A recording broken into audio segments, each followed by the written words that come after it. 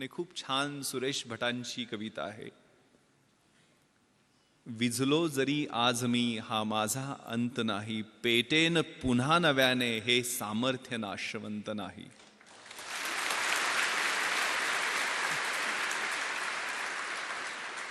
छाटले जरी पंख माझे, छाटले जरी पंख माझे, पुन्हा उडेन मी, अडवू शकेल मजला अजूनशी भिंत नाही. माझी झोपडी जाळण्याचे झालेत कैक कावे, जळेल झोपडी अशी आग ती ज्वलंत नाही. येतील वादळे खेटेल तुफान, तरी वाट चालतो मी, अडथळ्यांना भिवून अडखळणे पावलांना पसंत नाही. ती मनामध्ये ऊर्जा होती, ते स्वप्न होतं. मग त्यातनं एक जिद्द निर्माण झाली आणि 2 वर्ष 1995 आणि 96 2 वर्ष पेकाट मोडेतोपर्यंत आणि बुडाला फोड येतोपर्यंत अभ्यास केला आणि परिस्थितीनं यू टर्न घेतला. परिस्थिती पालटली.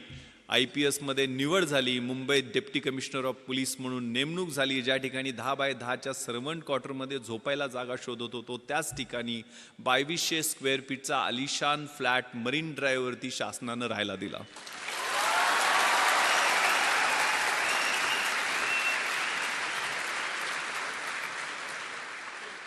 ज्या क्लबमध्ये कधी आतमध्ये काय चाललंय हे धडपडून वॉचमनच्या शिव्या खात पाहायचो, त्याच क्लबची मॅनेजमेंटची मंडळी येऊन विनंती करायला लागली की साहेब आमच्या क्लबची ऑनररी मेंबरशिप घ्या. आणि त्याच क्लबमध्ये माझी मुलं मला स्क्वॉश आणि टेनिस खेळताना दिसायला लागली. ज्या थिएटरमध्ये धडपडून फिल्मस्टार बघायला प्रयत्न करायचो, 2011ला पश्चिम मुंबईचा म्हणजे बँड्रापासून जुहूपर्यंतचा जो एलिट बॉलिवूडचा एरिया आहे, त्या एरियाचा ॲडिशनल पोलीस कमिशनर झालो आणि तेच फिल्मस्टार 2-2 दिवस माझी अपॉइंटमेंट घेऊन भेटायला वाट पाहायला लागले.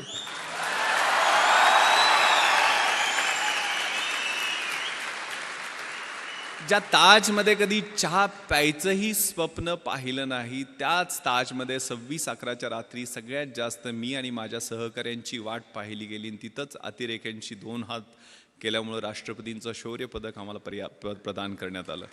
मी हे माझं कौतुक करण्यासाठी सांगत नाही आहे. एक फाटक्या चड्डीतनं सुरुवात शाळेत केलेली, ती कुठंपर्यंत कशा पद्धतीनं ते मला सैराटमध्ये असं लपून चालायला लागायचं लहानपणी, आठवतंय मला. तर ती परिस्थिती कशी बदलू शकते, त्यासाठी मनगटात किलिंग इन्स्टिंक्ट, लाथ मारीन तिथं पाणी काढीन, ही जिद्द, हे तुमचं वय आहे. त्या वयामध्ये तुम्ही आहात, क्रुशियल वयामध्ये आहात आणि ते मग साकार करण्यासाठी काय कर. मी एकटाच नव्हतो. मी माझ्या गावातनं एकटा नव्हतो. आमच्या गावातनं ज्यावेळेला मुंबईसारख्या 1.5 कोटी लोकसंख्येच्या शहरातनं एकही मुलगा IAS, IPS आणि IFS मध्ये नव्हता. त्यावेळेला कोकरूडमधनं आमच्या छोट्याशा गावातनं आम्ही 3 जण IAS, IPS आणि IFS मध्ये सिलेक्ट झालेलो होतो. आनंद पाटील जो आता जॉईंट सेक्रेटरी आहे गव्हर्नमेंट ऑफ इंडियामध्ये, विलासराव देशमुख साहेबांकडे तो जवळजवळ 5 वर्ष PS म्हणून दिल्लीला त्यानं काम पाहिलेलं आहे. तामिळनाडू काडरमध्ये त्याची नेमणूक झाली. तो IAS मध्ये सिलेक्ट झाला. मी IPS मध्ये आता पश्चिम महाराष्ट्राचा IG म्हणून काम करतोय. 2 वर्षापूर्वी मी अमेरिकेला पोस्ट ब्लास्ट इन्व्हेस्टिगेशनचं ट्रेनिंग तिथल्या गव्हर्नमेंट ऑफ USAने आम्हाला बोलवलेलं होतं, ज्यांनी 26/11 मध्ये चांगलं काम केलं. त्या ठिकाणी ट्रेनिंगला गेलो. त्यावेळेला न्यूयॉर्कला गेलेलो होतो. आपल्याला माहिती आहे सगळ्यात मोठं हे न्यूयॉर्क शहर आणि त्यातला सगळ्यात पॉश एरिया मॅनहॅटन.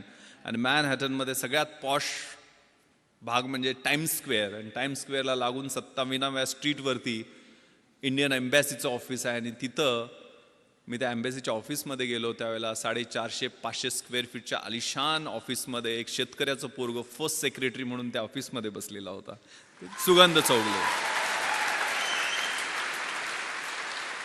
सुगंध चौगले नाव घ्यायला अवघड पडतो म्हणून तो S राजाराम झालेला आहे. त्यामुळं खेड्यातला हा सुगंध. त्याच्यासाठी काय केलं होतं, दुसरं तिसरं काही केलं नाही. एकच नाव समोर ठेवलं आणि एकच मंत्र म्हणत होतो, शिवाजी, शिवाजी आणि शिवाजी.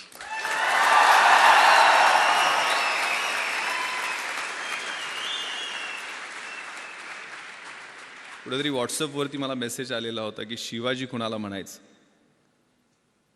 जो 65 किलोची तलवार वागवतो त्याचं नाव वेसाजी, जो 2000 सैन्याशी एकटा झुंजतो त्याचं नाव बाजी, जो हात तुटला तरी शत्रूशी लढत राहतो त्याचं नाव तानाजी, जो 8 तासात घोडा दिल्लीवरून पुण्याला घेऊन येतो त्याचं नाव संताजी, जो शत्रूच्या छावणीत घुसतो आणि शत्रूच्या छावणीचा कळस कापून आणतो त्याचं नाव धनाजी, जो ढाण्या वाघाला एकटा सामोरे जातो आणि त्याला उभा फाडतो त्याचं नाव संभाजी, आणि या सगळ्यांना एकत्र घेऊन स्वराज्याचं नंदनवनाचं तोरण बांधतो त्याचं नाव शिवाजी.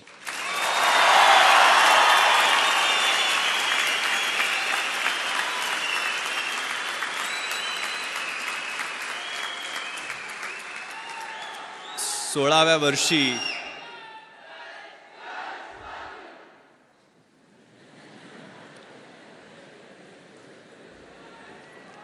नुसत्या आरोळ्या नाही द्यायच्या, नुसत्या घोषणा नाही द्यायच्या, आतमधनं कणाकणामध्ये अगणित सूर्य शिवाजी नावाचे तयार झाले. तर ऑटोमॅटिक हा देश महासत्ता जो काही डॉक्टर APJ अब्दुल कलाम सरांच्या नावानं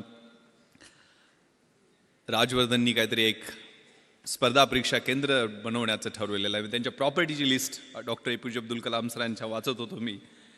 काय जाताना घेऊन गेले, ज्यांनी आम्हाला स्वप्न पाहायला शिकवलं. मंजिले उन्हीं को मिलती है जिनके सपनों में जान होती है, यूं ही पंख होने से कुछ नहीं होता, हौसलों से उड़ान होती है. तो हौसला, ती जिद्द, ती इच्छाशक्ती,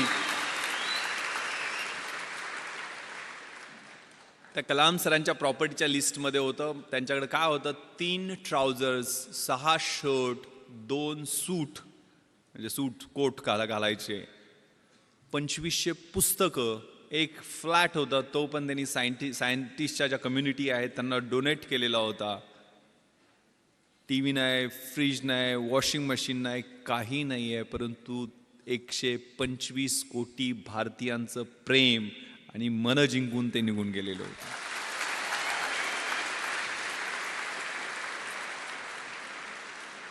त्यामुळे हा मंत्र शिवाजी शिवाजी शिवाजी का मी सांगतोय, कारण त्यांनी प्लॅन जो केला. व्हॉट इज प्लॅनिंग, सगळं मॅनेजमेंट, सगळं काही शिकायचं असेल तर छत्रपती शिवरायांच्या चरित्रातनं शिकायला पाहिजे. What is planning, deciding in advance what to do, when to do, how to do, who is suppose to do it. कसं करायचं, काय करायचं, केव्हा करायचं, त्याचं नियोजन कशा पद्धतीनं करायचं, याला प्लॅनिंग म्हणतात. आणि प्लॅनिंगसाठी आपल्या समोरचं चॅलेंज कोणतं आहे, आपल्या समोरचं आव्हान कोणतं आहे, आपला ॲडव्हर्सरी कोण आहे, आपला शत्रू कोण आहे, परीक्षा समोर धरा. परीक्षेला समोर धरलं आणि एक सून झू नावाचा चिनी युद्धशास्त्रज्ञ आहे, त्यानं खूप छान विश्लेषण, आर्ट ऑफ वॉर नावाचा 511 बिफोर क्राइस्ट त्यांनी ग्रंथ लिहिलेला आहे, त्याच्यात त्यांनी विश्लेषण केलेलं आहे. If you know your self, युद्धशास्त्रातलं हे तत्व आहे जे आपल्या आयुष्यामध्ये तेवढंच लागू पडतं. If you know yourself and if you know your enemy, you need not worry about the result of 100 battles.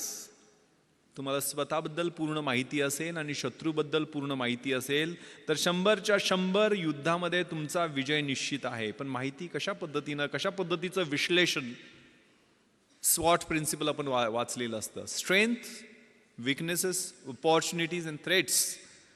आपली बलस्थानं कोणती आहेत, आपली दुर्बल स्थानं कोणती आहेत, आपल्या समोरच्या संधी कोणत्या आहेत आणि आपल्या समोरचे धोके कोणते आहेत, याचं योग्य विश्लेषण स्वतःचं आणि शत्रूचं, म्हणजे परीक्षा असेल तर परीक्षेचं. सिलेबस कसा आहे, प्रश्नपत्रिका कशा येणार आहेत, गेल्या 10 वर्षातल्या कशा आहेत, पुढच्या कशा येऊ शकतील, सिलेबसमध्ये व्हॉट टू डू आणि व्हॉट नॉट टू डू, हे कशा पद्धतीनं करायचं ते तुम्ही ठरवता का, त्याच्यावर काम करता का, नियोजन करता का, आणि त्याच्यानंतर स्मार्ट पद्धतीने. What is smart, specific, measurable, attainable, realistic and time bound. स्मार्टचं full form आहे. तशा पद्धतीनं तुम्ही अभ्यासाचं नियोजन करता का, आणि मग तो स्मार्ट अभ्यास असेल तर तुम्हाला यश मिळण्याचं गुणोत्तर अधिक चांगलं होत जातं. If you know yourself and if you do not know about your enemy, after every victory gain you will suffer a defeat. जर तुम्हाला स्वतःबद्दल माहिती असेल पूर्णपणे, मात्र शत्रूबद्दल माहिती नसेल तर एका विजयानंतर तुम्हाला एक पराभव पचवावाच लागेल. जर तुम्हाला स्वतःबद्दलही माहिती नसेल आणि शत्रूबद्दलही माहिती नसेल तर you will suffer a defeat in every other battle. जर स्वतःबद्दल पण माहिती नसेल आणि शत्रूबद्दल माहिती नसेल तर आपल्याला मार खायला लागणार हे निश्चित आहे. त्यामुळे हे विश्लेषण आपल्यातल्या पॉझिटिव्ह, निगेटिव्ह, डिस्ट्रक्टिव्ह सगळ्या गोष्टींचं विश्लेषण व्यवस्थित करून आपल्याला मार्गक्रमण करायचं. And this time is very very important. More you sweat during peace, less you bleed during war. हे युद्धशास्त्रातलं दुसरं महत्त्वाचं तत्व आहे की शांततेच्या काळात जास्त घाम काढला तर युद्धाच्या काळामध्ये कमी रक्त सांडावं लागतं. तुमच्या हा कॉलेजचा काळ आहे तो रचनात्मक काळ आहे. तुम्हाला कुणीही अडवलेलं नाही अभ्यास करायला, आणि अभ्यास करून कुणाच्या अंगाला भोकं पडलेत किंवा कोण मेलाय असं मी काय ऐकलेलं नाही आहे. त्यामुळे आई वडील आपले खूप खस्ता खाऊन आपल्याला इकडं अभ्यासासाठी पाठवतात. कारण माझ्या वडिलांनी अर्धा एकर शेती विकलेली होती, मला सांगितलं पण नाही. कधीही त्यांनी मला एक पोस्टकार्ड लिहायचे. पोस्टकार्डवर त्यांची सही मोडीतली सही आहे. जुने पैलवान होते ते, 4थी शिकलेले. आईचं शिक्षण तर झालेलं नाही आहे, पण लिहिता वाचता तिनं नंतर शिकली थोडंफार वाचायला.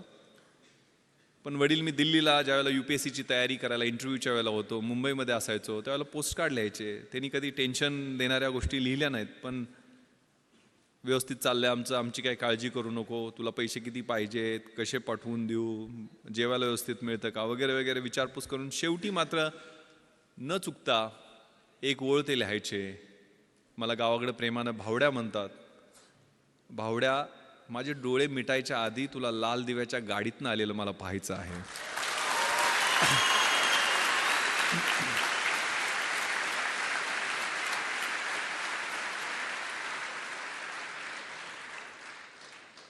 मग आग लागायची. कुठं कशी लागायची माहीत नाही, तर किडा पेटायचा. आपल्या त्या निरक्षर असो, अडाणी असो, पैलवान असो, पण माझ्या त्या बापाचं स्वप्न पूर्ण करण्यासाठी मी अभ्यास करणार. आणि मग तिथं कॉम्प्रोमाइज नाही. त्यामुळे प्लॅन केला तो. मग आनंद, मी, सुगंध एकत्र बसून आम्ही कॉलेजला असताना प्लॅन केला. तर तिघंजण एका खेड्यातली 1800 लोकवस्तीच्या गावातनी 3 पोरं प्लॅन करू शकतात. तुम्हाला तिथं इतकं चांगलं इन्फ्रास्ट्रक्चर आहे, पुस्तक आहे, मार्गदर्शक आहेत, सगळ्या गोष्टी उपलब्ध आहेत. एवढ्या सगळ्या गोष्टी असताना घोड्याला फक्त पाण्यापर्यंत आपण घेऊन जाऊ शकतो. त्याला पाणी प्यायचं की नाही हे आपण ठरवायचं आहे. त्यामुळे आपण सगळेजण निर्णय घ्यायचा आहे त्याच्या बाबतीत. त्यावेळेला तो प्लॅन केला. यश अपयश मिळत राहतं, असतं, त्रास होतो, पेन्स होतात, फ्रस्ट्रेशन येतं. जे मी तुम्हाला सांगितलं, मी मरीन ड्राईव्हवरती फिरायचो. पहिल्यांदा इंटरव्ह्यूतनं नापास झालो त्यावेळेला अजून फ्रस्ट्रेशनमध्ये गेलेलो होतो. 21व्या वर्षी मुलाखतीतनं परत आलेलो होतो. पण दुसऱ्याच वर्षी 3 पोस्टवर सिलेक्ट झालो. एक पण नाही. मी पहिल्यांदा MPSCतनं सेल्स टॅक्स इन्स्पेक्टर झालो, नंतर डेप्युटी कलेक्टर झालो आणि IPS UPSCच्या एक्झाममधनं झालो. म्हणजे 12 परीक्षा मी सलग पास होत गेलो. 1996ला 1997ला ट्रेनिंगला गेलो. आता 20 वर्ष सर्व्हिसमध्ये होत आहेत. आता 43व्या वर्षी स्पेशल IGP म्हणून काम करतो. त्या कशा पद्धतीनं पास होत गेलो, त्याचं नियोजन कसं होतं, ते काय ऑटोमॅटिक आलं का लक बाय चान्स होता, किंवा आमच्या तिघांचं यश एकत्र कसं काय मिळालं, तर याला एक ट्रॅप होता. When you are planning to fail when you are failing to plan you are planning to fail असं म्हटलं जातं. तुम्ही नियोजन करणं हे परत परत रिपीट करतो की तुम्हाला काय करायचं आहे ते आत्ता ठरवा. म्हणजे IAS IPS ह्या पूर्ण मिळून 150 पोस्ट असतात. IAS IPS आणि IFS सगळ्यात मिळून साधारण 900-950 पोस्ट वेगवेगळ्या 26 अलाइड सर्व्हिसेसमधल्या ठरल्या तरी असतात. त्या काय सगळी मिळून येणार नाही आहेत. पण तुम्हाला ज्या क्षेत्रामध्ये जायचं आहे त्याच्यात कशा पद्धतीनं गोल्स आहेत, त्याला कशा पद्धतीनं तयारी करावी लागेल. पुस्तकं मिळणं प्रॉब्लेम होता. कशी मिळवणार पुस्तकं. तर मी मोठ्या म्हणजे पश्चिम महाराष्ट्रात मी युद्ध पातळीवर प्रयत्न करून यावेळेला 33,000 गणपती मंडळांना DJ आणि डॉल्बी लावू दिले नाहीत. 100% आम्ही यश मिळवलं की डॉल्बी पूर्ण बंद गणपती मंडळ. कारण मी गणपतीच्या आशीर्वादानं IPS मध्ये सिलेक्शन झालं माझं. त्याचं रिझन मी सांगतो. गणपती मंडळात पैसे, मग शेतकऱ्याच्या पोरांना पैसे कुठून मिळणार. इथल्यासारख्या चांगल्या कॉलेजमध्ये किंवा इन्फ्रास्ट्रक्चर असणाऱ्या कॉलेज, राजाराम कॉलेजमध्ये होतो, गव्हर्मेंट कॉलेज होतं. तिथं काय सिव्हिल सर्व्हिसेसची पुस्तकं तुम्हाला घरी मिळतील अशी परिस्थिती नव्हती. मग आम्ही मित्र बसलो. मग काय करायचं. यावेळेला गणपती मंडळात डॉल्बी आणायचं नाही, नटी नाचवायची नाही. दरवेळेला ती नटी नाचवण्यावर भांडणं आमच्या गावात व्हायची. मग कोल्हापूर भाग आहे ना, इकडे काय परिस्थिती वेगळी नाही आहे. मी नेवाशाला वगैरे जाऊन आलेलो आहे, सगळा परिसर पाहिलेला आहे तुमचा. सो एक गाव एक गणपती करण्याचा आम्ही निर्णय घेतला. आणि माहीत आहे पोलिसांना किती टेन्शन असते. इथे इन्स्पेक्टर ओमासे बसलेले आहेत. म्हणजे मी गणपती स्तोत्र पण त्यानंतर रोज म्हणायला लागलो. प्रणम्य शिरसा देवम गौरीपुत्रम विनायकम भक्ता वासम स्मरणित्यम आयु कामार्थ सिद्धये विद्यार्थी लभते विद्या धनार्थी लभते धनम पुत्रार्थी लभते पुत्र मोक्षार्थी लभते गतिम. म्हणजे ज्या देवाच्या पूजनाने प्रत्येक शुभ कार्याची सुरुवात होते, जो विद्यार्थ्याला विद्या देतो, धन पाहिजे त्याला धन देतो, अपत्य पाहिजे त्याला अपत्य देतो, मोक्ष पाहिजे त्याला मोक्ष देतो, तो गणपती बाप्पा आम्हा पोलिसांना मात्र भरपूर टेन्शन देतो. कारण त्याच्याकडे असणारं अटेन्शन. मग ते अटेन्शन आम्ही बदललं. गावातनं पैसे जमा केले आणि व्याख्यानमाला घेतली. त्यावेळेला निर्मल कुमार फडकुले, शिवाजीराव भोसले असे व्याख्याते आणून सुद्धा आमचे 44,000 रुपये शिल्लक राहिले. कारण सहकार चळवळ आमच्या भागात ही चांगल्या पद्धतीनं रुजलेली आहे. सगळ्या कारखान्यांनी सूतगिरण्यांनी चांगली मदत दिली होती. 7 का 8,000 रुपये खर्च झाले. 44,000 रुपये मग करायचं काय याचं. तर गाववाल्यांनी वेगवेगळे प्रस्ताव दिले. कुणी म्हटलं तालीम बांधूयात, कुणी व्यायामशाळा करूयात, कुणी म्हटलं ॲम्ब्युलन्स गावात आणूया, त्याच्यासाठी अजून पैसे जमा करू. पण आम्ही प्रस्ताव दिला की हे पुस्तकासाठी पैसे आम्हाला द्या. आम्हाला काही कथा कादंबऱ्या नाटकं कविता असली पुस्तकं नको. तर आम्हाला MPSC UPSC bank recruitment railway recruitment army recruitment याच्यासाठी लागणारी स्पर्धा परीक्षेची पुस्तकं पाहिजे. ते वाघिणीचं दूध आम्हाला द्या, आम्ही तुम्हाला रिझल्ट दाखवू. गाववाल्यांनी नाही होय करत पुस्तक आणायला परवानगी दिली. 44,000 रुपये आम्हाला पुस्तकासाठी मिळाले. मी आणि माझे मित्र ती लिस्ट घेऊन पुण्याला गेलो. पुण्यामध्ये जेवढी जमतील तेवढी. त्यावेळेला NCERTची पुस्तक कुठं मिळतात हे पण माहीत नव्हतं. NCERTची पुस्तक विमाननगरला कुठल्या तरी एका सेंट्रल स्कूलच्या तिथल्या लायब्ररीमध्ये मिळतात म्हटल्यानंतर तिथनं आम्ही जाऊन पुस्तकं आणली. म्हणजे हनुमान जशी संजीवनीसाठी अख्खा डोंगर घेऊन आलेला होता, तशी जेवढी मिळतील तेवढी NCERTच्या पुस्तकात ठराविकच लागतात पुस्तकं.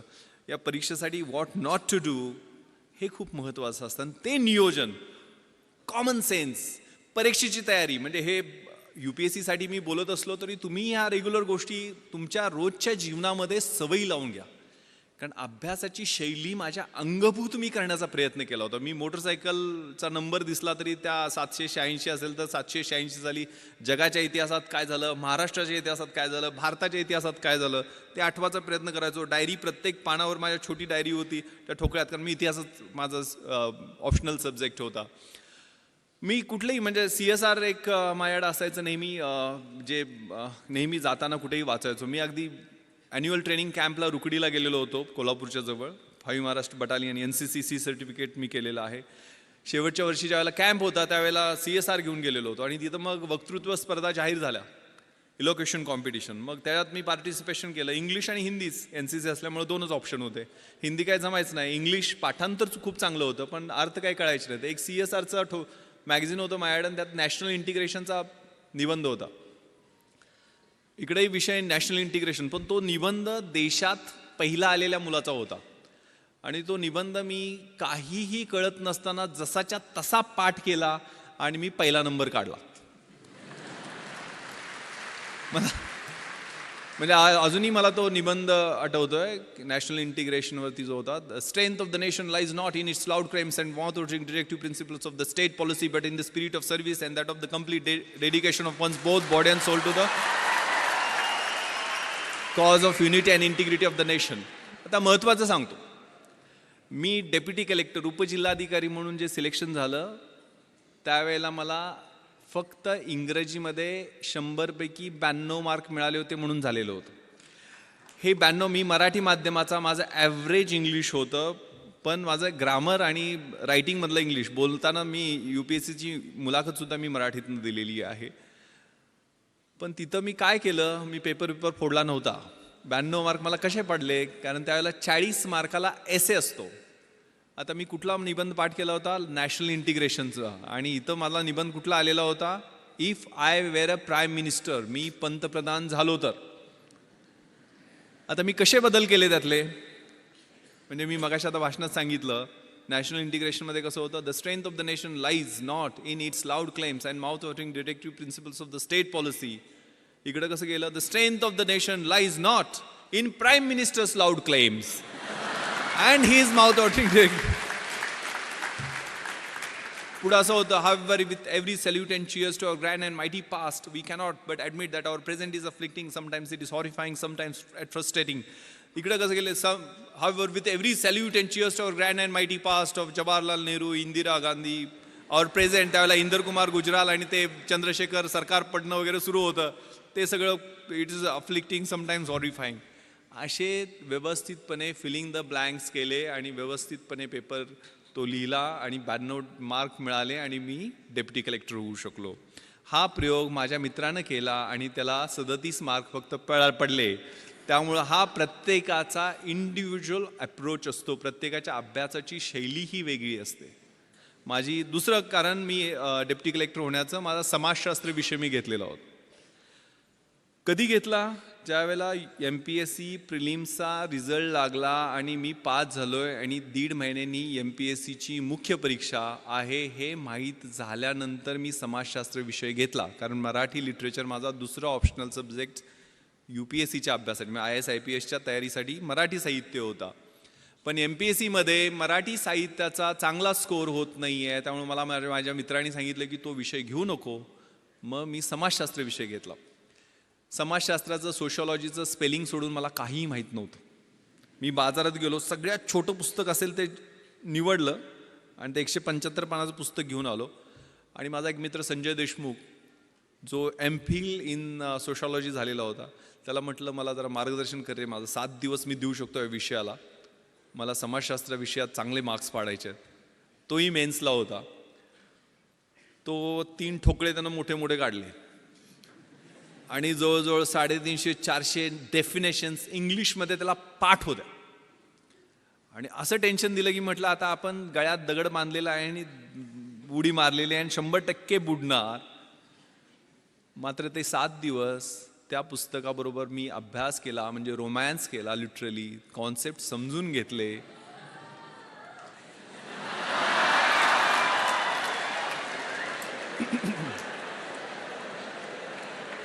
ते पुस्तक आहे 3 इडियट्समध्ये तो पाठवतो तसं नव्हतं.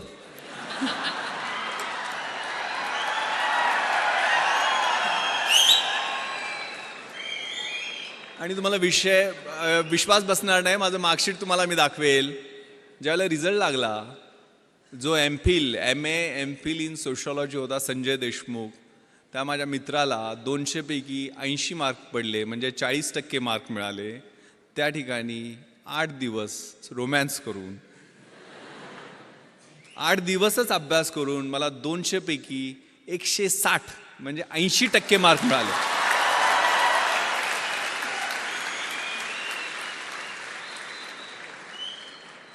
अगेन मी पेपर फोडला नव्हता किंवा पेपर फोडून सुद्धा समाजशास्त्रात विश्लेषणा पद्धतीनं मार्क मिळत नाहीत. काय केलं मी? Common sense. रोजच्या जीवनशैलीमध्ये आपलं जे निरीक्षण असतं, आपलं ऑब्झर्वेशन असतं, ते खूप महत्त्वाचं आहे. प्रश्न काय होता समाजशास्त्रात? बलुतेदारी सिस्टमबद्दल प्रश्न होता. तर बलुतेदारी सिस्टम मला पुस्तकात वाचायची गरज काय आहे? माझा खेड्यात जन्म झाला आहे, ते 12 बलुतेदार, 18 बलुतेदार, तो शेतकरी, त्यांच्यात असणारी बार्टर सिस्टम, रोजचं ऑब्झर्वेशन आहे. आणि माझ्या विश्लेषणात्मक पद्धतीने मी इंडिपेंडंट त्याचं ॲनालिसिस केलं, कुठलंही बॅकग्राऊंड नसताना. कारण या परीक्षा म्हणजे तुमच्यातल्या ऑफिसर लाईक क्वालिटीज या पाहत असतात, चेक करत असतात. त्यामुळं या बलुतेदारी सिस्टममध्ये परफेक्ट मी विश्लेषण करून त्याचं उत्तर लिहिलं. दुसरा प्रश्न होता काय? सेक्युलरिझम, धर्मनिरपेक्षतावाद. धर्मनिरपेक्षतावाद मला सोशॉलॉजीच्या अँगलनं माहीत नव्हता, पण मला सेक्युलरिझम हे इतिहासाच्या अँगलनं खूप चांगलं माहीत होतं. कारण युरोपमध्ये 30 इयर्स वॉर झाला, त्या ट्रिटी ऑफ ट्रॉस्की झाली, त्यातनं सेक्युलर म्हणजे प्रोटेस्टंट अँड कॅथलिक्समध्ये वॉर झालं, त्यातनं ह्या कॉन्सेप्टचा उदय झालेला आहे. त्यामुळे त्याचं रिलेव्हन्स आपल्या देशाच्या दृष्टीने कितपत आहे, टॉलरन्स आणि सेक्युलरिझमचं कम्पॅरिझन, हे इतकं चांगल्या पद्धतीने मी जगाच्या इतिहासाच्या अनुषंगानं लिहिलं की इतरांपेक्षा वेगळं उत्तर झालं. Winners don't do different things, they do the things differently, असं काहीतरी म्हणतात. आणि मला एवढे मार्क मिळाले. त्यामुळं आपला जो ध्यास आहे, म्हणजे ज्ञानाचा ध्यास, अभ्यासाचा ध्यास, हे खूप छान संस्कृत सुभाषित मला माझ्या शिक्षकांनी, 7वीला माझं संस्कृत होतं, मी शिराळ्याला शाळेला गेलो त्यावेळेला, विद्वत्वां च नृपत्वां च नैवं तुल्य कदाचन स्वदेशे पूज्यते राजा विद्वान सर्वत्र पूज्यते. विद्वत्तेची आणि राजसत्तेची ही तुलना कधीही होऊ शकत नाही आहे, कारण राजाची त्याच्या स्वतःच्या राज्यामध्ये पूजा होत असते, परंतु विद्वानाची पूजा ही पूर्ण जगामध्ये होत असते. त्यामुळे अभ्यासाचा ध्यास ठेवायचा आहे. मी IPSमध्ये सिलेक्शन झालं त्यावेळेला माझं क्वालिफिकेशन होतं BA इतिहास शिवाजी विद्यापीठ कोल्हापूर मराठी माध्यम. पण मी त्यानंतर IPS झाल्यानंतर तिथं ट्रेनिंगला असताना हैदराबादला masters in police management Osmania युनिव्हर्सिटीमधनं he masters degree घेतली. परत आल्यानंतर मी MA एक्सटर्नल मुंबई विद्यापीठातनं माझं हिस्ट्रीमध्ये कंप्लीट केलं. त्यानंतर मी लातूरला आणि नांदेडला SP असताना तिथनं मी LLB माझं कंप्लीट केलं आणि गेल्या वर्षी मी मराठवाडा विद्यापीठातनं बाबासाहेब आंबेडकर मराठवाडा विद्यापीठामधून LLMचं फर्स्ट इयर तिथं फर्स्ट येऊन कंप्लीट केलं. आता सेकंड इयरला मला ॲडमिशन घेता आली नाही आहे, कारण 1 वर्षात माझी ट्रान्सफर झाली. शिकत राहायचं, गोल सेट करायचे, स्वतःतली जी काही फिजिकल मेंटल आणि आतली इंटलेक्च्युअल कपॅसिटी आहे ते वाढवत राहणं. माझ्या आयुष्यात मी 150 गोल सेट केलेले आहेत. मी आज म्हणजे माननीय थोरात साहेबांनी एवढा आग्रह केला, मी अँटीबायोटिक्सवर आहे, कारण मी माझ्या मुलीनं मला सांगितलं की तुम्ही सगळं तिला पाहण्याची हौस आहे. म्हणजे ती म्हटली की मला ते जगातल्या गोष्टी दाखवणं, मला पार्लमेंट दाखवा, मला प्रेसिडेंट हाऊस जिथं doctor APJ Abdul Kalam sir बसायचे त्या हाऊसमध्ये घेऊन चला. म्हणून मी दिल्लीला तिला सगळ्या गोष्टी, सगळे फोर्ट तिला दाखवले, जोधपूरला घेऊन गेलो, जैसलमेरला घेऊन गेलो, बॉर्डर दाखवली, माझं बॅचमेट तिथं BSFमध्ये IG असल्यामुळं. आणि म्हणजे तिला मी सर APJ अब्दुल कलाम सरांना भेटायला गेलो त्यावेळेला तिला ऑटोग्राफ देताना तिने विचारलं, येस व्हॉट्स युअर नेम बेटा? ती म्हटली Janhavi. Okay Janhavi, do you want to become IPS officer like your father? तर ती म्हणाली, no no sir, I want to become doctor APJ Abdul Kalam.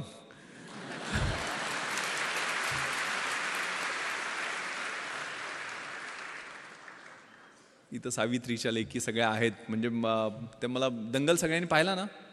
Yes, that's fighting spirit, that should be there. त्यामुळे हे सगळं जे आहे ना, आणि इकडं सगळे शिवाजीचे मावळे असं काहीतरी म्हटले ना.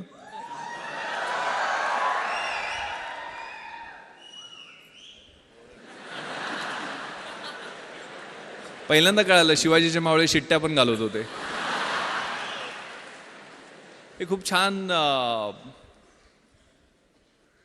सुभाषित अगेन मला आठवतं, शिक्षकांनी शिकवलेलं. यौवनम धनसंपत्ती प्रभुत्वम विवेकिता एकैकपम अनर्थाय किमु यत्र चतुष्टम. याचा अर्थ असा आहे, यौवन म्हणजे तारुण्य, धनसंपत्ती म्हणजे पैसे, धनसत्ता, प्रभुत्व म्हणजे सत्ता, आणि अविवेक यातली एक एक गोष्ट तुमची वाट लावायला पुरेशी असते. आणि या सगळ्या 4 गोष्टी एकत्र आल्या तर तुमची कशी वाट लागेल याचा विचार करा. त्यामुळे कधीही जमिनीवरचे पाय आपले हलू द्यायचे नाही आहेत. परिस्थितीची जाणीव असली पाहिजे आणि मग अभ्यास करायचा. अभ्यास असा करायचा, the Heights of great main reached and kept wear not attend by sudden flight, but while there कंपॅनियन्स wear स्लेव्ड they were toiling affords in the night. जी उंची मोठी माणसं गाठतात ती थोरात साहेबांनी ज्यावेळेला 1978ला सुरुवात केली होती त्यावेळेला काय 100-150 सुद्धा विद्यार्थी नव्हते. आज 10,000 विद्यार्थी या कॅम्पसमध्ये आहेत. त्यावेळेला त्यांनी कष्ट केलेलं असतं, ते विजन असतं समोर, एक दूरदृष्टी असते, आणि त्या दृष्टीनं त्यांनी पाऊल एक एक पाऊल टाकत पुढे गेलेले असतात. त्यावेळेला नियोजन अगेन मी चार्ज घेतलं. माझं नियोजन म्हणजे काय असतं थोडक्यात सांगतो. मी 11 जुलैला कोल्हापूर रेंजचा चार्ज घेतला. मी रोज आता IG झालं म्हटलं मी पहिल्यासारखं 24 तास काम करणार नाही आहे, ठरवलं. आता SP-ना मी कामाला लावेल, मग मी रोज 10 तास काम करेल. मग 10 तास मी रोज काम केलं तर किती कामाचे दिवस माझे 31 मार्चपर्यंत होतात. 790 करेक्ट दिवस होतात. 790 दिवस माझे इन्स्पेक्शन 5 जिल्ह्यात माझ्याकडे आहेत, तर 10 दिवस 10 तास प्रत्येकी असे 5 जिल्ह्यांची इन्स्पेक्शन केल्यानंतर किती दिवस होतात. मी रोज 2 तास नागरिकांना भेटण्यासाठी देईल तर ते किती तास होतात. मी 2 तास टपाल माझं रोजचं टपाल काढेल त्याच्यासाठी किती दिवस होतात. मी माझ्या अधिकाऱ्यांच्या मीटिंग्ज रिव्ह्यूसाठी गेल ते 2-2 तास मी असे स्लॉट्स बनवले. तसे अभ्यासाचे सुद्धा मी ज्यावेळेला UPSCची तयारी करत होतो 4 तासाचा सकाळचा स्लॉट पहाटेचा, मी 3 वाजता उठायची सवय होती. अशी सोय इतरांनी पण प्रयत्न केला आणि नापास झालेत. अगेन मी सांगतो तुम्हाला ज्या वेळेला योग्य वाटते त्यावेळेला उठा आणि अभ्यासाचे 3 स्लॉट, सकाळचा 4 तासाचा, दुपारचा 4 तासाचा आणि संध्याकाळचा 4 तासाचा. मग दुपारच्या वेळेला मला झोप यायची तर मी कुठल्या त्यावेळेला मला जे कठीण विषय वाटतात ते मी त्यावेळेला घेणार नाही आहे. सकाळच्या फ्रेश स्लॉटमध्ये मी ते घेईल. ज्यावेळेला मला सोपे वाटतात ते मी दुपारच्या स्लॉटमध्ये घेईल. अभ्यासात सुद्धा 1 तास वरचा ग्राफ वाढत जातो, नंतर 2 तास स्टेबल राहतो आणि तिसऱ्या वेळेला खाली येतो. तर सायंटिफिकली मी अभ्यासाचं नियोजन तशा पद्धतीनं करेल. मी जास्तीत जास्त लिहील. माझी उत्तरं इतरांपेक्षा कशी वेगळी राहतील, कारण 5 उत्तरं 60-60 मार्कांची UPSCच्या 300 मार्कांच्या प्रश्नासाठी लिहावी लागतात. एक एसेचा पेपर असतो 3 तास बसून एकाच विषयावर 200 मार्कांचा एसे लिहावा लागतो. मग 3 तास एका विषयावर लिहायला किती आपल्याला अभ्यास असला पाहिजे किंवा किती ज्ञान असलं पाहिजे किंवा किती पद्धतीचं आपलं जजमेंट असलं पाहिजे, त्याचा लॉजिकल फ्लो कसा असला पाहिजे याची तयारी. कारण 2000 मार्कांची ती परीक्षा म्हणजे आतून बाहेरून किस काढते.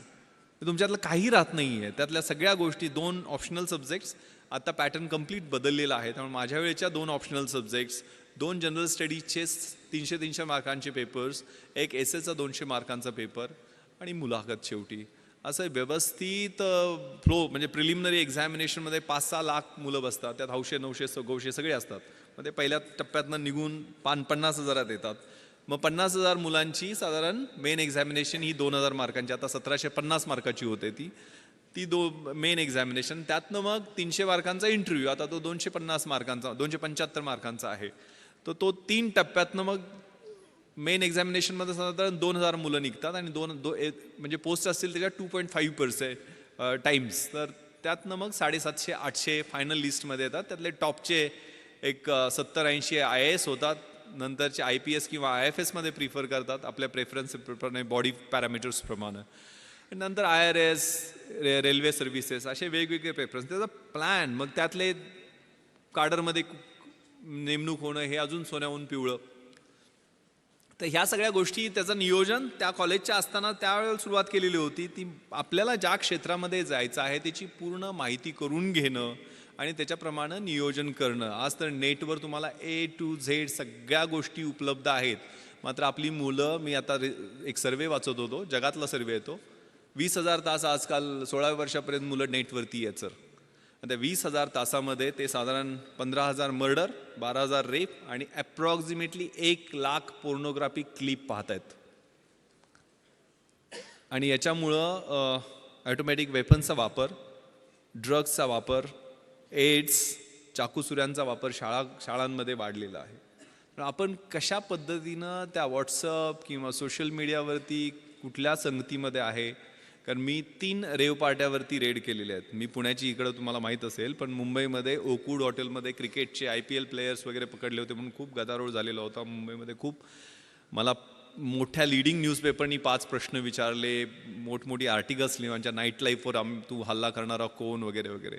पण ज्यावेळेला यांचे ब्लड आणि युरिन रिपोर्ट्स आले, त्यातल्या 98% मुलींच्या ब्लड युरिन्समध्ये अफीम, चरस, गांजा, कोकेन असे नाही, फ्लनिट्रेप्झेम सारखे, म्हणजे त्याला नायट्राईट बेस्ड ड्रग्ज म्हणतात, ज्याला डेट रेप म्हणतात, जे पबमध्ये गेल्यानंतर 1 ड्रॉप थम्सअपच्या एखाद्या बाटलीमध्ये मिक्स केला आणि तो एखाद्या मुलीला दिला तर तिची मेमरी ब्लर होते. एक संडे नावाचा सिनेमा आलेला होता, Sunday is missing from the life of that girl, किंवा फॅशनमध्ये हा प्रकार दाखलेला होता. म्हणजे डेट रेप, डेटवर घेऊन जायचं आणि रेप करायचं, सकाळपर्यंत तिचं आयुष्य उद्ध्वस्त झालेलं असतं.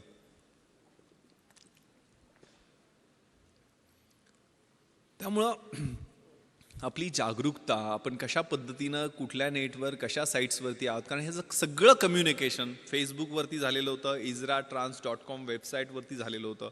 इंटरनेटचं जे वर्ल्ड आहे ते खूप धोकादायक आहे. त्याच्यावर आपण सावध राहिलं पाहिजे, जपून असलं पाहिजे. आपले फोटो लोड करताना, विशेष करून लहान मुलांचे फोटो लोड करताना, मुलींचे फोटो लोड करताना आपण त्याच्या बाबतीत सावधानता बाळगली पाहिजे.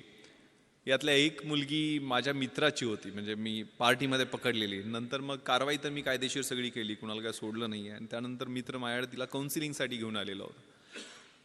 आणि तिला मी विचारलं, एक 18-19 वर्षाची मुलगी होती, की काय करते बेटा तू हे, why do you do this, म्हणजे काय त्यातनं तुला, म्हणजे uncle I can't leave without it. मिलिऑनेर बापाची मुलगी, पण ती म्हणते की मी ह्याच्याशिवाय जगू शकत नाही आहे. म्हणजे आयुष्यामध्ये धागडधिंगा, पब, डिस्कोमध्ये ड्रग्ज घेऊन नाचणं एवढंच आयुष्य आहे का? आयुष्याच्या स्टेजेस असतात. आयुष्य आपलं 20शीमधलं कसं आहे, 30शीमधलं कसं आहे, 40शीमधलं कसं आहे, 70 झाल्यानंतर आपल्याला एक समाधानाची सुरकुती ज्यावेळेला चेहऱ्यावरती कुणाची सेवा करून मिळेल ते कसं राहील, सगळ्याचा विचार करण्याची आवश्यकता आहे. आणि सगळ्यात धोका जो जगभरामध्ये आहे तो नार्को टेररिझमचा आहे. म्हणजे टेररिझमसाठी नार्कोटिक्स मधनं मिळालेले पैसे, म्हणजे गोल्डन क्रिसेंट आणि गोल्डन ट्रँगल हे तुम्ही कुठेतरी वाचलं असेल. म्हणजे पाकिस्तान, अफगाणिस्तान हा जो बेल्ट आहे तो गोल्डन क्रिसेंटचा, आणि थायलंड, म्यानमार, लाओस हा जो बेल्ट आहे तो गोल्डन ट्रँगलचा. यातनं जो ट्रेड ड्रग्सचा होतो तो $1000 बिलियन आहे. म्हणजे जगातल्या आयर्न अँड स्टीलच्या इंडस्ट्रीच्या टर्नओव्हरपेक्षा जास्त आहे. त्याचे टार्गेट आहेत तुम्ही मुलं. मग आजकाल जे ट्रान्स फेस्टिवल, सनबर्न फेस्टिवल आणि सगळ्या गोष्टी ज्या होत असतात त्यातनं सावध राहिलं पाहिजे आपण. कारण त्या म्युझिक, कारण मी डॉल्बी सिस्टम का बंद केली, ते राक्षस उभा राहतात त्यातनं सुद्धा आवाज जे निर्माण होतात ते 120-130 डेसिबलचे जे आवाज आहेत ते सर्वसामान्य माणूस कानानं ऐकू शकत नाही. त्याला एक तर दारू ढोसावी लागते किंवा ड्रग्ज घ्यावे लागते. ड्रग्ज घेतल्यानंतर ते कलर्स असतात, फ्लोरोसंट कलर्स, त्याला आपण टच करू शकतो. ते म्युझिक आपल्या कानामध्ये पियर्स होताना आपल्याला जाणवत असतं. आणि स्पष्ट शब्दात सांगायचं तर शरीरासंबंधातला जो आनंद असतो तो काही तासासाठी त्या काही ड्रग्सच्या माध्यमातून मिळतो. पण त्यावेळेला तुमचं पूर्ण ब्रेन खोकला होतो, सिझलर होतो. त्याला सिझलर ड्रग असं म्हणतात. ॲम्फिटिमाइनचे डेरिव्हेटिव्ह आहेत, MDMA वगैरे किंवा एक्स्टसीचे जे प्रकार आहेत, त्यातनं तुमची स्प्लिट पर्सनॅलिटी होते, सिझोफ्रेनिया ज्याला म्हणतो आपण. हे धोकादायक आहे. कारण मी 150 एकदा मी सगळे चेन स्नॅचर्स बोलवले होते मुंबईमध्ये ॲडिशनल कमिशनर असताना. का गुन्हे करतात? आणि त्यातले 90% मुलं ही ड्रग्सच्या आहारी गेलेली होती. मग एकदा त्या सर्व सेंट्रल नर्वस सिस्टमचा ताबा घेतला अशा एखाद्या व्यसनानी, म्हणजे आणि त्या वयात, ह्या ठराविक वयात, कारण 16व्या-17व्या वर्षीच हे सगळे संसर्ग होतात. म्हणजे झालं तर छत्रपती शिवाजींसारखं महान आणि मोठं तेजस्वी कार्य 16व्या वर्षीच त्यांनी सुरुवात केली होती. शंभू महादेवाच्या साक्षीनं स्वराज्याचं तोरण बांधलं होतं, त्याच वयात केलेली होतं. आणि वाट लागायला सुद्धा आयुष्याची तेच वय असतं. चांगला संसर्ग असेल तर चांगला संसर्ग त्याच वयामध्ये होतो, आणि वाईट सवयी लागल्या तर त्या निघत नाही, ते त्याच वयामध्ये होतात. पण तुमच्या आयुष्याचं सोनं करायचं आहे की माती करायची आहे? कारण हे वयच असं आहे की त्यावेळेला चकाकणारी गोष्ट, प्रत्येक गोष्ट ही सोन्यासारखी वाटत असते. ती कदाचित अणुकुचीदार काच असू शकते. ती काच कधी लागेल, त्याची कधी जखम होईल, ती जखम कधी चिघळेल, आणि तिचं कधी गँग्रीन होईल, आणि कधी आयुष्य उद्ध्वस्त होईल हे कळत नाही आहे. Trust yourself. तुम्हाला काय करायचं हे पहिल्यांदा जाणून घ्या. हे खूप छान प्रार्थना आहे परमेश्वराची. God Grant me the सिरिनिटी to accept the things which I cannot change, courage to change the things which I can, and wisdom to know the difference. परमेश्वरा, ज्या गोष्टी मी बदलू शकतो ते बदलण्याचं मला धैर्य दे. ज्या बदलू शकत नाही आहे ते स्वीकारण्याचं मला सामर्थ्य दे. आणि ज्या बदलू शकतो आणि ज्या बदलू शकत नाही आहे त्या दोन्हीमधला फरक ओळखण्याचं शहाणपण दे. ते शहाणपण खूप महत्त्वाचं आहे. शेवटचा प्रश्न मला लेफ्टनंट जनरल सुरेंद्रनाथनी विचारलेला होता की विश्वास इस दुनिया में तुम क्यों आए हो. माझं मराठी माध्यम होतं, पण हिंदी, मराठी, इंग्लिश जसं जमेल तसं. कारण आयुष्यामध्ये 5 गोष्टी महत्त्वाच्या आहेत. स्वतःवर विश्वास ठेवणं, नकारात्मक गोष्टीपासनं किंवा नकारात्मक माणसापासनं स्वतःला दूर ठेवणं, don't afraid to get fail, नापास, अपयशी होण्याला न घाबरणं, स्वतःची झाकलेली मूठ 1.25 लाखाची ती सोडून देणं आणि इन्फिरियरिटी कॉम्प्लेक्स फेकून देणं. वर्क लाईक हेल.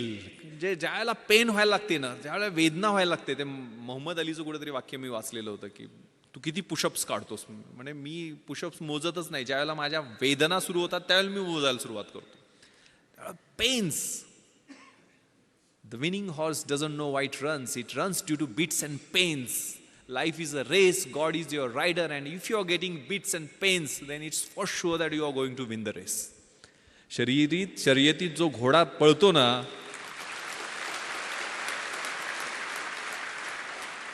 त्याला माहीत नसते तो का पळतोय. त्याला जे चटके, फटके, चापकाचे ओरखाडे मिळत असतात त्यामुळे तो पळत असतो. आणि जीवन ही अशीच एक शर्यत आहे. परमेश्वर हा तुमचा रायडर आहे. आणि जर तुम्हाला ते चटके आणि फटके मिळत असतील तर परमेश्वराची इच्छा आहे की तुम्ही ती शर्यत जिंकावी. तेव्हा ते चटके फटके मिळत आहेत का, तेव्हा आयुष्य प्लेन नाही आहे. Work like hell and give something back to the society. Last very important, आपण कशासाठी आहे, काय आहे आणि आपण काय द्यायचं. जगातली 3 सगळ्यात सुंदर क्रियापद आहेत: to love, to help and to serve. प्रेम करणं, मदत करणं आणि सेवा करणं. ज्या ज्या वेळेला शक्य आहे त्या गोष्टीसाठी आपण तडफडून पुढे गेलं पाहिजे. त्यातनं जे समाधान मिळतं ते आपल्या सेल्फिश मोटिव्ह किंवा मटेरियलिस्टिक किंवा भौतिक गोष्टीमधनं मिळत नाही. मी जी मुलाखतीत मला शेवटचा प्रश्न विचारला होता की विश्वास इस दुनिया में क्यों आहे, गोंधळून टाकणारा प्रश्न होता. UPSCचे त्यावेळेचे चेअरमन त्यांनी हा प्रश्न विचारलेला होता. मी तर स्वतःचं कर्तृत्व नाही, आई वडील मला घेऊन आले दुनियेमध्ये. पण मी त्यावेळेला त्यांना एक कविता मला आवडते सर, कदाचित ती माझ्या आयुष्याचं उद्दिष्ट मी ठरू शकेल आणि ती कविता मी नेहमी म्हणून दाखवतो. Very meaningful poem, the poem of La Mancha. युद्धातल्या सैनिकाची ती कविता आहे. To dream the impossible dream, जे अशक्य आहे ते स्वप्न मला पाहायचं आहे. टू फाईट द अनबीटेबल फो, ज्याचा कोणी पराभव करू शकत नाही त्याला जाऊन मला हरवायचं आहे. To run where the brave dare not to go, ज्या ठिकाणी कुणी जाण्याचं धाडस करत नाही तिथे जाऊन मला धावायचं आहे. To try when your arms are too weary, माझे हात पाय बाहू शरीर सगळं थकून गेलंय, त्यावेळेला मला तो एव्हरेस्ट समोर दिसतोय. तो एव्हरेस्ट गाठण्यासाठी मला एक एक पाऊल पुढे टाकायचं आहे. To reach that unreachable star, this is my quest to follow that star, no matter how hopeless, no matter how far. To fight for the right without questions, without pause. To be willing to march into the hell for heavenly cause. मला सत्यासाठी संघर्ष करायचा आहे. त्यावेळेला कोणताही प्रश्न विचारायचा नाही, कोणताही थांबा घ्यायचा नाही आहे. माझी नरकात जायचीही तयारी आहे, मात्र त्यासाठी असणारं कारण स्वर्गीय असलं पाहिजे.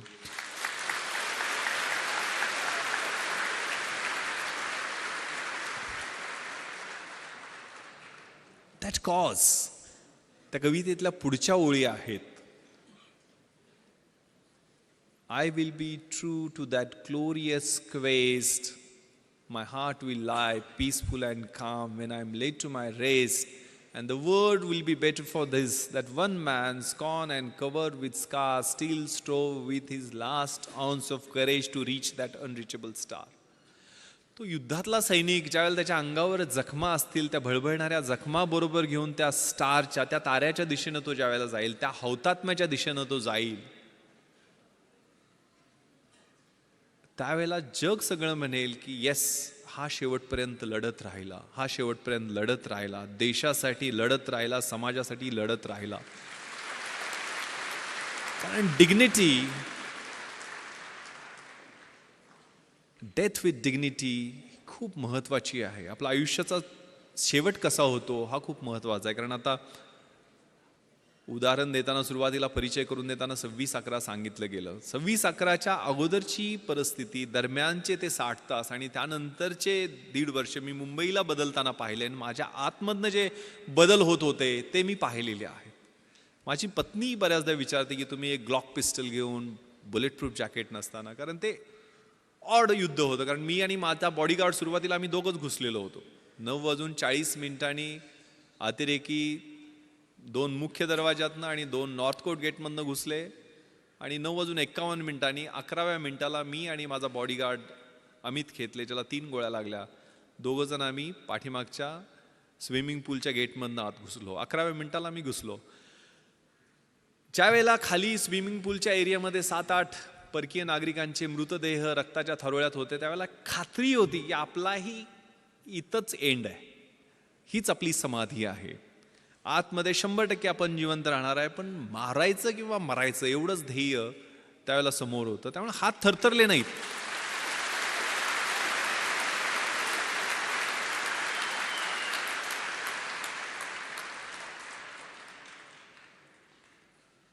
एक खूप छान शेर कुठेतरी ऐकलेला होता की दुनिया में मिल जाएंगे आशिक कहीं, मगर वतन जैसा खूबसूरत सनम नहीं होगा.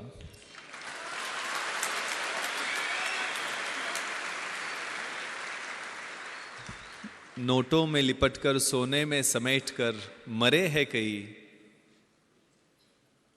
मगर तिरंगे जैसा खूबसूरत कफन नहीं होगा.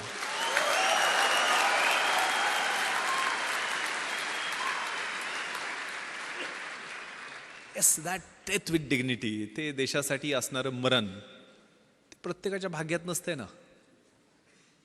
कुठेतरी हार्ट अटॅकनं मरेल, ॲक्सिडेंट मरेल, कुठेतरी काहीतरी मरेल. दॅट अट्रॅक्ट्स, त्याचं आकर्षण वाटायला लागतं. ती स्पर्धा करताना वेगळी मजा असते. कारण ज्यावेळेला आतमध्ये क्रिस्टल हॉलच्या बाहेर 3 पाठमोरे अतिरेकी, म्हणजे त्यांच्याकडं प्रत्येकाकडं एक AK-47, 6 डबल मॅगझिन, म्हणजे एका मॅगझिनमध्ये 30 गोळ्या असतात, 550-650 AK-47चे राऊंड, एक ॲडिशनल पिस्टल, त्याचे 60 ते 100पर्यंत राऊंड, 25 ग्रेनेड प्रत्येकडे. एक ग्रेनेड ब्लास्ट केला तर 25 मीटरच्या परिघातला माणूस मेला तरी पाहिजे किंवा जखमी झाला पाहिजे. आणि प्लॅस्टिकच्या बॅगमध्ये 8 किलोचा RDXचा बॉम्ब, म्हणजे आपण जो पाहिला डोममध्ये, प्रत्येकाकडे एक. आणि असे 4 होते आणि आम्ही 2 जण होतो. माझ्याकडे ग्लॉक पिस्टल होती, जी कम्पॅरेटिव्हली चांगलं वेपन आहे. 18 गोळ्यांचे 2 मॅगझिन्स ग्लॉक पिस्टलमध्ये असतात आणि माझ्या बॉडीगार्डकडे साधी पिस्टल होती. म्हणजे तरी पण आम्ही एकदा ट्रिगर ओढला तर आमची एकच गोळी बाहेर पडणार आणि त्यांनी एकदा ट्रिगर ओढला तर 30 गोळ्या बाहेर पडणार, असा तो फरक होता. म्हणजे ज्यावेळेला क्रिस्टल हॉलच्या मध्ये लग्न सुरू होतं आणि त्याच्या बाहेर हे 3 पाठमोरी अतिरेकी सुनील कुडियादी, तिथला सिक्युरिटी चीफनं दाखवले, आणि तिथं फ्रॅक्शन ऑफ सेकंड न गवतात बॅटल कॉकपिटिशनवर त्यांच्यावरती आम्ही फायरिंग करू शकलो, की ज्यात एक जखमी झाला आणि तिथनं ते पळाले, म्हणून तिथल्या हॉलमधल्या लग्नात अडकलेल्या लोकांचे जीव वाचले. ते क्रुशियल होतं. त्यावेळेला तो बाहेर गोंधळ अडकलो असतो, मला कोणी प्रश्न विचारले नसते, कारण माझ्या बुलेट प्रूफ जॅकेट नव्हतं, ॲडिशनल मॅन पॉवर येण्याची वाट पाहणं स्वाभाविक होतं. ज्या आतमधनं जो कॉल होता, कॉल फॉर द ड्युटी, कारण पहिल्यांदा ह्या फायरिंग नंतर 11 वाजून 7 मिनिटापर्यंत एकही राऊंड फायर झालेला नाही. म्हणजे 1 तास 5 मिनिटं एकही राऊंड ताजमध्ये फायर झालेला नाही. आम्ही सगळे मजले चेक केले साऊथ विंगचे. ताजचं विभाजन हे नॉर्थ विंग आणि साऊथ विंगमध्ये, जुन्या ताजमध्ये, जे काय महाभारत झालं ते जुन्या ताजमध्येच झालं. तर नॉर्थ विंगमध्ये ते पळून गेले आणि आम्ही साऊथ विंग चेक करून खाली आलो. 11 वाजून 7 मिनिटांनी मात्र 2 ग्रेनेड ब्लास्ट त्यांनी केले, ज्यात शँडिलियर तुटून खाली आलं. आणि गेटवरती मी गेलो तर 2 मिसरूडनं फुटलेली 2 पोरं माझ्यासमोर अजून आली मदतीसाठी. SRPतले हे जवान समाधान मोरे आणि राहुल शिंदे. राहुल 21 वर्षाचा जवान शहीद झाला 2:45च्या गोळीबारामध्ये. यांच्याकडे तर 303 रायफली होत्या, 30-30 राऊंड होते. पण त्यांनाही ना, आम्हाला आमच्या छोट्याशा टीमला जाणीव करून दिली की देशासाठी मारायची किंवा मरायची अशी परत संधी येणार नाही आहे. परत आम्ही नॉर्थ विंगमध्ये घुसलो. परत 6व्या मजला लिफ्टनं घातला, तो पूर्ण चेक करून खाली आल्यानंतर लक्षात आलं की आपण CCTV रूममध्ये जाऊ. मग CCTV रूममधनं फायरिंग 2-3 राऊंड केल्यानंतर ते अतिरेकी 630 आणि 631 रूममधून बाहेर आले. याची माहिती त्यावेळेचे commissioner of police Hasan Ghafoor आणि जॉईंट कमिशनर मारिया साहेबांना दिली. आणि दोघांनी सांगितले की जोपर्यंत नेव्हल कमांडोज पोचत नाही तोपर्यंत थोपवून ठेवते, ऑन द वे आहेत. आणि त्यावेळेला उत्तर दिलं मी CPंना की सर, आम्ही जीव गेला तोपर्यंत आम्ही इथनं त्यांना खाली येऊ देणार नाही. 2:45 वाजेपर्यंत ती धुमश्चक्री आमची चालू राहिली. ज्या वेळेला ते खाली येण्याचा प्रयत्न करायचे, CCTV कंट्रोलमध्ये आम्हाला ते त्यांना कळायचं नाही की आम्हाला कसं काय कळतंय. आम्ही बाहेर जाऊन त्यांच्यावर 2-4 राऊंड फायर करायचो. 2:45ला मात्र त्यांनी आमचं लोकेशन ओळखलं. पूर्ण ताज जे आहे ते लाकडी नक्षीकाम केलेलं सुंदर वास्तू असणारं हॉटेल, मोठे मोठे महागडे पेंटिंग्स. 2ऱ्या मजल्यावर त्यांनी ग्रेनेड ब्लास्ट 4थ्या मजल्यावरनं केले, कारण 2:45ला त्यांनी मोठा बॉम्ब डोममध्ये ब्लास्ट केला, ज्याच्यात आग आणि ज्वाळा तुम्हाला दिसायला TV वर पाहिले असतील तुम्ही. ग्रेनेड ब्लास्टमुळं पूर्ण मजला पेटला आणि आमच्या रूममध्ये आग आणि धूर दोन्ही यायला सुरुवात झाली. आता इथं जळून मरण्यापेक्षा बाहेर लढून मरू म्हणून आम्ही लाईन फॉर्मेशनमध्ये निघायला सुरुवात केली. वरून AK-47चा बस्ट त्याने आमच्या लाईन फॉर्मेशन केला. आमची लाईन तुटली, आमच्या गोळ्या कमी पडल्या. माझ्या बॉडीगार्डला 3 गोळ्या लागल्या, 2 पायामध्ये आणि 1 पोटाला चाटून गेलेली गोळी राहुलच्या पोटात लागली आणि राहुल त्या ठिकाणी धारातीर्थी पडला.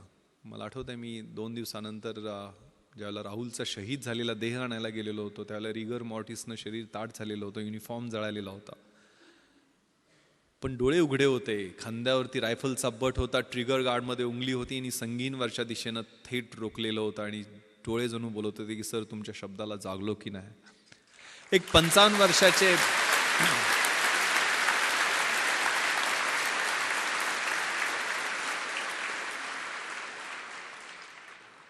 एक 55 वर्षाचे अंमलदार तुकाराम ओंबाळे त्यांचं नाव, 5 गोळ्या पोटामध्ये घेतात काय, AK-47च्या एक लाठी घेऊन तो माणूस चढाई करून जातो कसाबवरती. 5 गोळ्या पोटात घेतल्या तरी पकड ढिली होत नाही आणि एक अतिरेकी जिवंत पकडला जातो. दिस इज मिरॅकल. न इज्जत दे, न अजमत दे, न सूरत दे, न सीरत दे, मेरे वतन के वास्ते अरब, मुझे मरने की सिर्फ हिम्मत दे. ही हिम्मत खूप महत्वाची आहे. उद्दिष्ट ठेवायचं आहे, स्वप्न ठेवायचं आहे आणि मार्गक्रमण करायचं आहे. निराश व्हायचं नाही आहे. सपोर्ट करायला तुम्हाला एवढी मोठी सिस्टम या ठिकाणी आहे. हे खूप छान कविता कुसुमाग्रजांची आहे. ओळखलत का सर मला पावसात आला कोणी, कपडे होते करदमलेले केसावरती पाणी, क्षणभर बसला नंतर हसला बोलला वरती पाहुणी, गंगामाई पाहुणी आली गेली घरट्यात राहुनी, माहेर वाशिन पोरीसारखी 4 भिंतीत नाचली, मोकळ्या हाती जाईल कशी, बायको मात्र वाचली, भिंत खचली, चूल विजली, होते नव्हते नेले, आठवणीला डोळ्यामध्ये पाणी मात्र ठेवले, कारभारणीला घेऊन सरसंगी आता लढतो आहे, चिखलगाळ काढतो आहे, पडकी भिंत बांधतो आहे, खिशाकडे हात जाताच हसत हसत उठला, पैसे नकोत सर मला जरा एकटेपणा वाटला, मोडून पडला संसार तरी मोडला नाही कणा, पाठीवरती हात ठेवून नुसतं लढ म्हणा. That fighting spirit.